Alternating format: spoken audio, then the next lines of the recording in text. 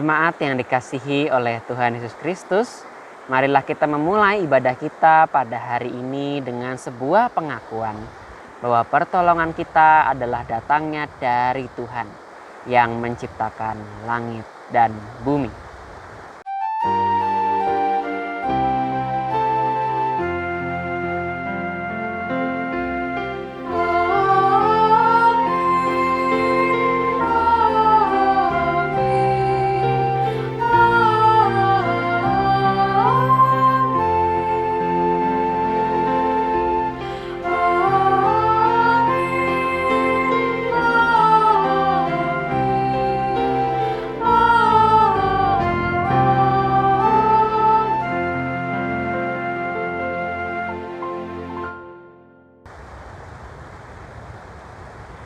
Tuhan beserta dengan saudara sekalian.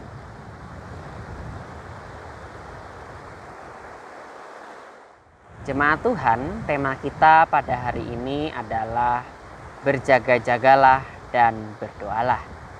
Melalui firman Tuhan, kita akan belajar bersama-sama sebagai umat-Nya untuk terus berjaga-jaga dan berdoa menantikan kehadiran Tuhan yang tidak kita ketahui kapan Ia datang. Firman Tuhan yang akan melengkapi kita diambil dari 1 Tesalonika 5 ayat yang ke-6. Firman Tuhan berkata, "Sebab itu baiklah jangan kita tidur seperti orang-orang lain, tetapi berjaga-jaga dan sadar." Bapak, Ibu, dan jemaat yang dikasihi Tuhan, memang ketika kita mendengar firman Tuhan ini kita diajak untuk terus berjaga-jaga, untuk terus menjaga hati kita, menjaga diri kita. Namun di dalam prosesnya kita juga seringkali mengalami kegagalan. Ada hal-hal yang membuat kita jatuh sehingga membuat kita pun melakukan perbuatan-perbuatan yang tidak disukai oleh Tuhan. Kita juga menyebutnya sebagai dosa. Oleh karena itu, marilah kita datang kepada Tuhan, kita mengakui segala kesalahan kita kepadanya. Mari kita berdoa.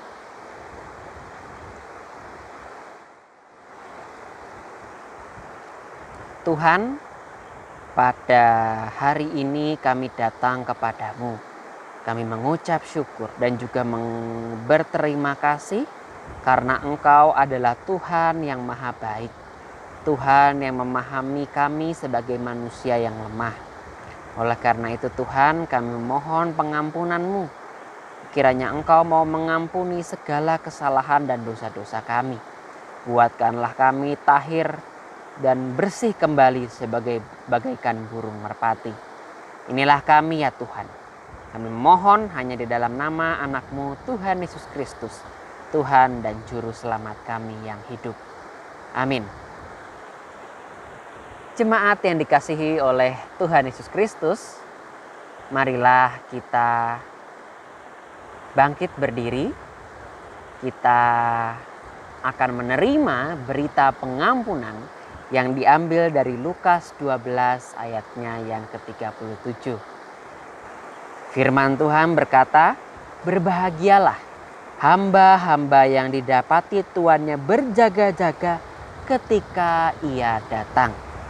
Aku berkata kepadamu, sesungguhnya ia akan mengikat pinggangnya dan mempersilakan mereka duduk makan, dan ia akan datang melayani mereka." Demikianlah berita anugerah dari Tuhan. Salam damai untuk kita semua.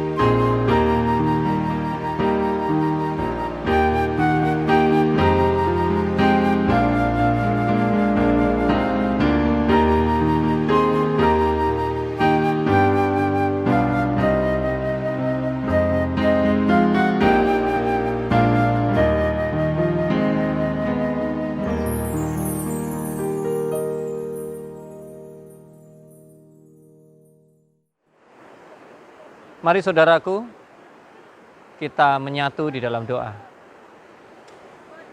Tuhan kami, Yesus Kristus, yang akan datang di akhir zaman. Kini kami berada di masa-masa untuk mempersiapkan diri lebih dan lebih lagi. Dan kami membutuhkan kuasa firman-Mu untuk memimpin kami, menuntun kami. Bawa kami ke dalam pengertian yang Engkau kehendaki. Di dalam Tuhan kami Yesus Kristus kami berdoa. Amin. Bacaan kali ini diambil dari Lukas 21 ayat 25 sampai 36.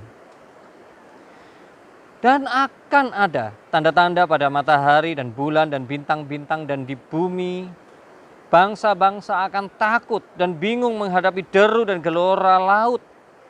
Orang akan mati ketakutan karena kecemasan berhubung dengan segala apa yang menimpa bumi ini, sebab kuasa-kuasa langit akan goncang. Pada waktu itu, orang akan melihat Anak Manusia datang dalam awan dengan segala kekuasaan dan kemuliaannya. Apabila semuanya itu mulai terjadi, bangkitlah dan angkatlah mukamu, sebab penyelamatanmu sudah dekat. Lalu Yesus mengatakan perumpamaan ini kepada mereka. Perhatikanlah pohon ara atau pohon apa saja. Apabila kamu melihat pohon-pohon itu sudah bertunas, kamu tahu dengan sendirinya bahwa musim panas sudah dekat. Demikian juga jika kamu melihat hal-hal itu terjadi, ketahuilah bahwa kerajaan Allah sudah dekat. Aku berkata kepadamu, sesungguhnya angkatan ini tidak akan berlalu sebelum semuanya terjadi. Langit dan bumi akan berlalu, tetapi perkataanku tidak akan berlalu. Jagalah dirimu, supaya hatimu jangan syarat oleh pesta pora dan kemabukan, serta kepentingan-kepentingan duniawi, dan supaya hari Tuhan jangan dengan tiba-tiba jatuh ke atas dirimu seperti suatu jerat. Sebab ia akan menimpa semua orang penduduk bumi ini. Berjaga-jagalah senantiasa sambil berdoa, supaya kamu beroleh kekuatan untuk luput dari semua yang akan terjadi itu, dan supaya kamu tahan berdiri di hadapan Anak Manusia. Yang diberkati adalah kita semua yang menggenggam erat setiap firman di dalam lubuk hatinya.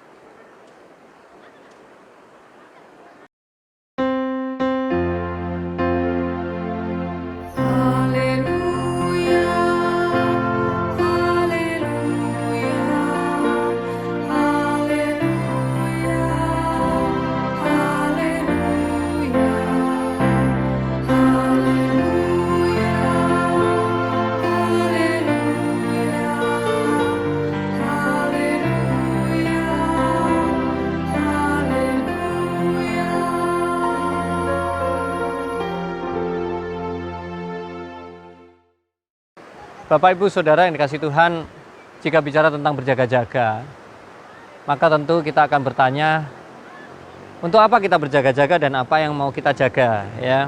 Nah, hari ini kita akan bersama-sama membahas, tentu di Minggu Advent, kita bicara tentang bagaimana Yesus datang. Saya perlu ingatkan dulu bahwa pusat keimanan kita yang membuat kita bertahan dan semangat di dalam hidup ini, itu ada di 3 waktu. Yang pertama adalah memperingati hal-hal yang ada di belakang kita yang sangat berharga, peristiwa-peristiwa iman, peristiwa hidup kita sendiri, pertemuan kita dengan Yesus dan sebagainya dalam hidup ini. Dan kemudian adalah hidup kita hari ini. Apa yang akan kita kerjakan dan apa yang kita lakukan. Dan tentu tentang masa depan di mana janji kedatangan Yesus itu memberikan semangat yang besar bagi Anda dan saya. Dan ketika kita bicara tentang bahwa ada yang kita sambut, yang akan datang, maka saya men-sharingkan sedikit kebiasaan saya yang mungkin berbeda dengan penghayatan kita tentang akhir zaman. Saya ini orangnya lebih suka kalau saya datang ke rumah orang, itu tidak memberitahu.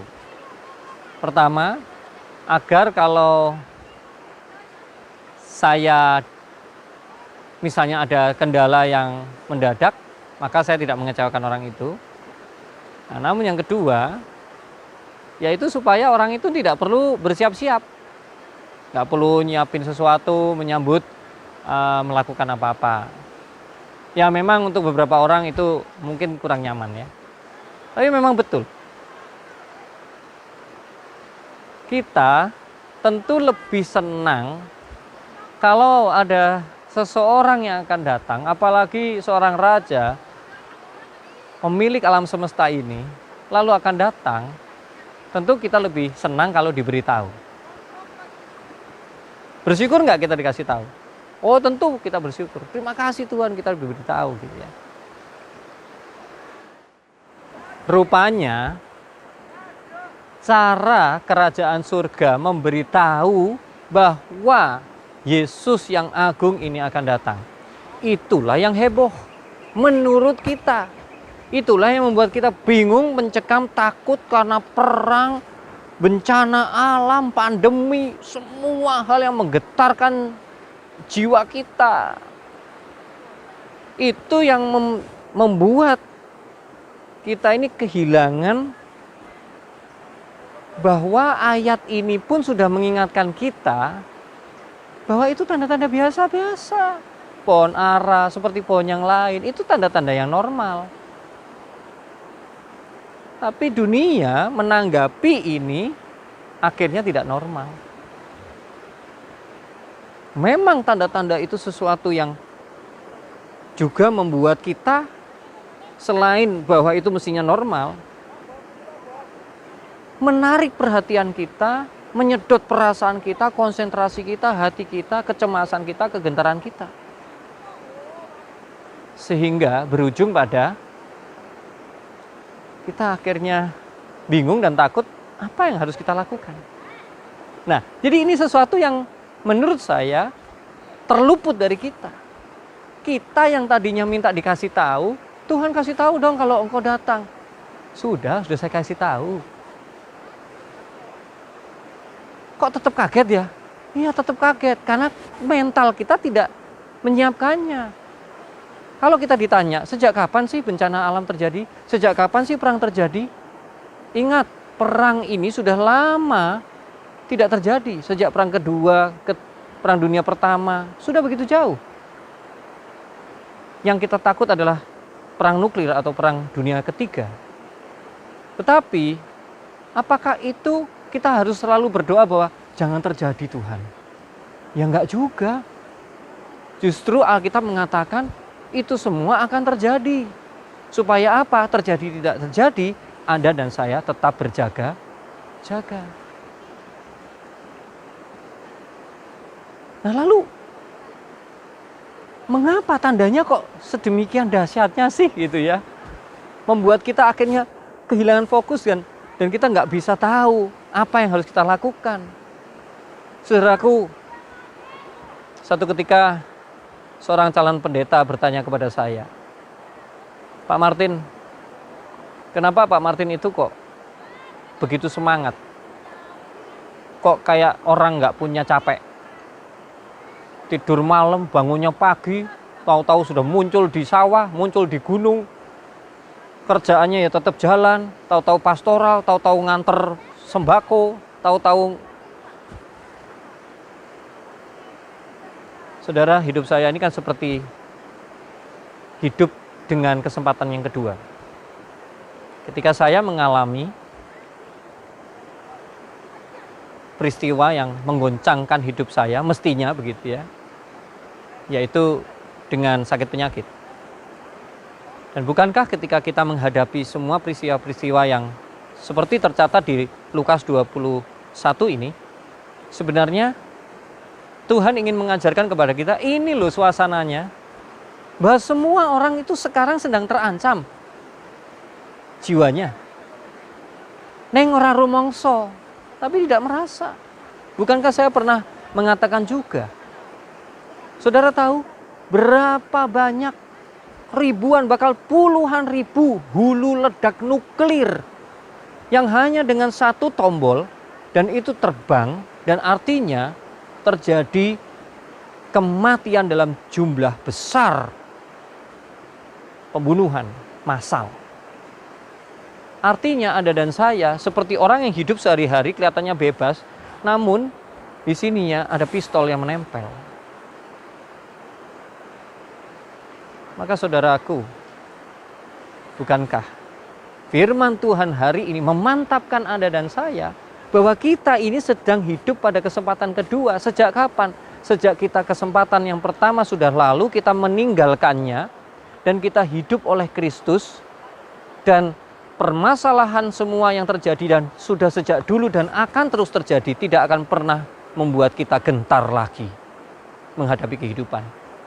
Bahwa memang pekerjaan kita akhirnya lebih melelahkan, menyita perasaan, menyita waktu, menyita pikiran. Ya, saya akui itu. Namun dengan spirit, dengan semangat bahwa kita sudah di penghujung kehidupan. Dan ini kesempatan terakhir kita untuk kita semua. Maka Anda dan saya tidak akan pernah gentar, digoncang dengan tanda-tanda itu. Sehingga di ayat terakhir bacaan kita di 36 itu indah. Terus gimana caranya Tuhan supaya kita bisa tahu apa yang harus kita lakukan? Ya ngobrol dong sama aku. Tuhan bilang begitu. Tinggal ngobrol aja sama aku. Setiap hari, setiap detik. Maka Anda bisa bayangkan. Seperti kalau saya di rumah ya, Bapak Ibu. Saya tuh cukup sering saya mengingatkan anak saya bilang begini. Anak saya tuh kalau pagi bangun, kemudian dia mau melakukan sesuatu, kemudian dia bingung mau melakukan apa. Kemudian saya bilang, kenapa nggak kamu tanya sama papa aja? Ini di otaknya papa ini isinya kerjaan semua gitu. Tinggal nanti kamu tak bagiin yang mana. Oke pak. Kemudian dia tanya, papa, nih piringnya dimasukin ke lemari. Ini yang kotor-kotor dibawa ke belakang, biar nanti dicuci sama ibu. Kalau nggak ada ibu, kamu yang cuci. Terus ini belum lagi ngasih makan ikan, ngasih makan Jasmine ya, anjing kita, dan semuanya gitu ya. Jadi banyak sekali pekerjaan yang mesti dilakukan. Bahkan anak saya juga menyiapkan sarapan. Saudara, kalau kita melihat kehidupan seperti ini adalah satu penggambaran yang utuh bahwa kalau Anda dan saya dengan semangat yang membara, kemudian kita setiap pagi bangun dan tiba-tiba perang terjadi, tiba-tiba bencana alam terjadi, tiba-tiba pandemi yang lebih parah terjadi, kita tidak akan pernah panik, saudara. Mungkin kita memang menjaga diri dan kita tetap melihat, tetapi kita tidak pernah lost kontak. Kita akan tetap tanya sama papa kita di surga. Papa, ya, Bapak, apa yang harus saya lakukan hari ini? Sehingga Anda tidak pernah sedetik pun membuang waktu Anda. Jadi marilah berjaga-jaga dan berdoalah. Amin.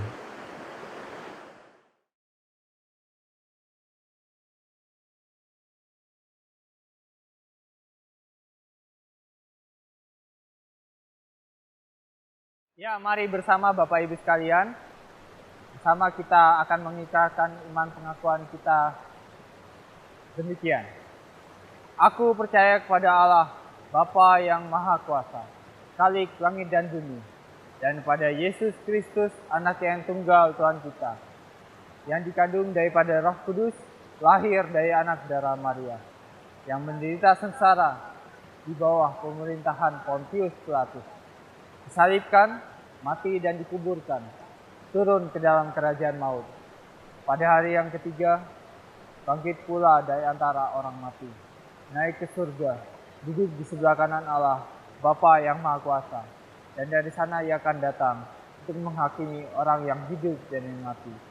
Aku percaya pada Roh Kudus, gereja yang kudus dan am, persekutuan orang kudus, pengampunan dosa, kebangkitan orang mati, dan hidup yang kekal. Amin.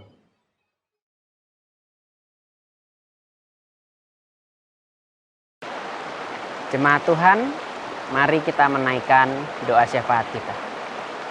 Ya Allah yang Maha Baik, ajar kami ya Tuhan untuk terus mau dan selalu berjaga-jaga dan berdoa di dalam setiap hal yang terjadi dalam hidup kami.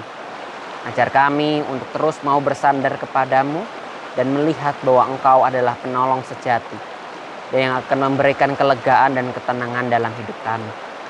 Tuhan, pada saat ini kami berdoa untuk seluruh pergumulan kami, seluruh kehidupan kami, pekerjaan, keluarga, pendidikan, kesehatan. Kami menyerahkan seluruh hidup kami ke dalam tangan-Mu saja ya Tuhan. Karena kami percaya bahwa Engkau adalah Allah yang maha baik, Allah yang memahami dan mengerti pergumulan kami. Tuhan, kami berdoa juga untuk segala hal yang terjadi dalam hidup kami untuk di masa depan. Kiranya Engkau yang terus menjaga dan memegang tangan kami. Karena kami percaya juga Tuhan bahwa Engkau tidak akan membiarkan kami jatuh hingga terjerembab. Inilah kami ya Tuhan, kami menaikkan seluruh doa kami, seluruh kehidupan dan seluruh asas dan langkah hidup kami ke dalam tangan-Mu saja. Kami mengalaskan doa ini hanya melalui doa yang Engkau ajarkan kepada kami.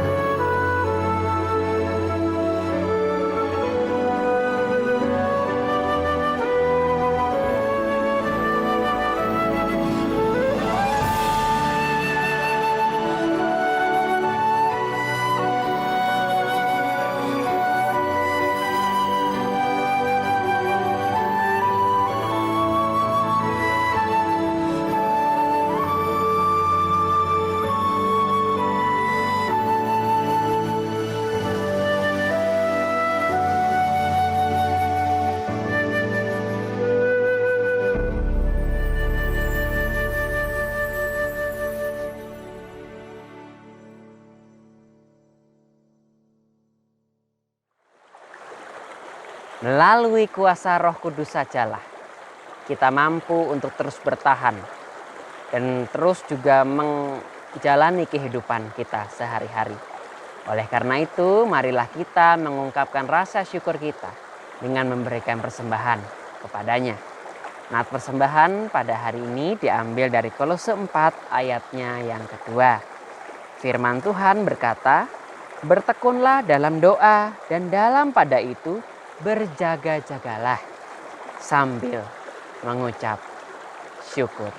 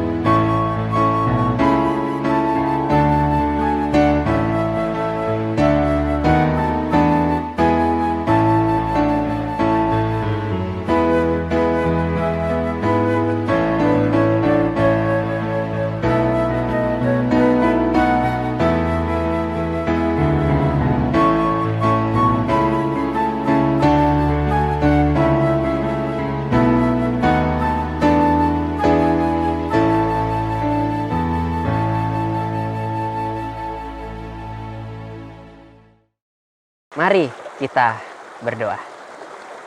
Ya Tuhan Allah kami, hanya melalui penyertaan-Mu sajalah kami bisa terus meyakini dan juga bisa bertahan di tengah arusnya dunia yang begitu kuat dan begitu kejam. Namun Tuhan, kami mau juga mengucap syukur oleh karena Engkau tidak pernah meninggalkan dan melepaskan tangan kami. Tuhan, baru saja kami memberikan persembahan kami sebagai wujud ungkapan syukur kepadamu. Kiranya Engkau yang menerima dan menguduskan persembahan ini. Inilah kami ya Tuhan. Dalam nama Tuhan Yesus Kristus, kami mempersembahkan persembahan ini. Amin.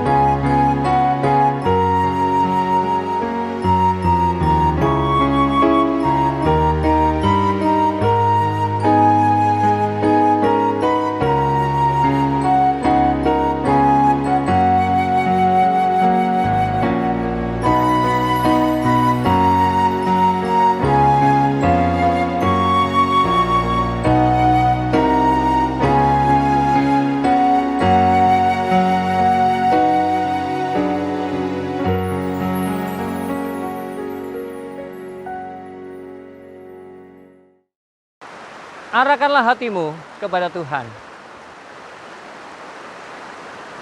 Jadilah saksi Kristus. Terpujilah Tuhan. Tuhan pencipta alam semesta, bersama Yesus Kristus yang akan datang, bersama dengan kuasa Roh Kudus akan mencurahkan berkat-Nya, penyertaan-Nya, kasih setia dan damai sejahtera hari ini sampai selama-lamanya.